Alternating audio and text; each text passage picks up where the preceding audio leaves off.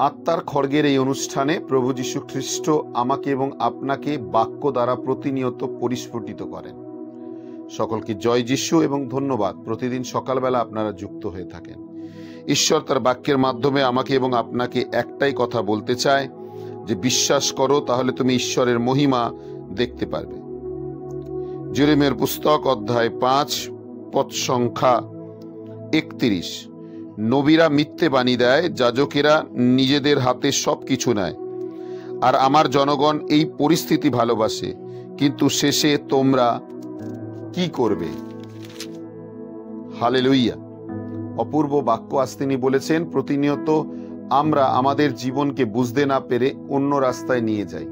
এই জন্যই মানুষ যারা ঈশ্বরের নামে নিজেদেরকে পরিচালিত করেন অথচ ঈশ্বরের আত্মা তাদের মধ্যে নেই, সেই সমস্ত মানুষের কাছে আমরা আকর্ষিত হয়ে যাই এবং তারা আমাদেরকে নানান বিপথে নিয়ে যায়।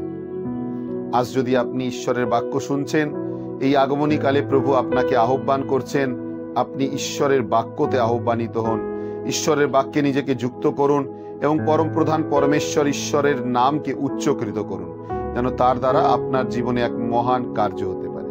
পবিত্র বাক্যে বিশ্বাস করুন এবং আসুন আমরা মন পরিবর্তন করে প্রভুর কাছে ফেরার জন্য প্রতিজ্ঞাবদ্ধ হই। আমেন। প্রভু আপনাকে আশীর্বাদ করুক।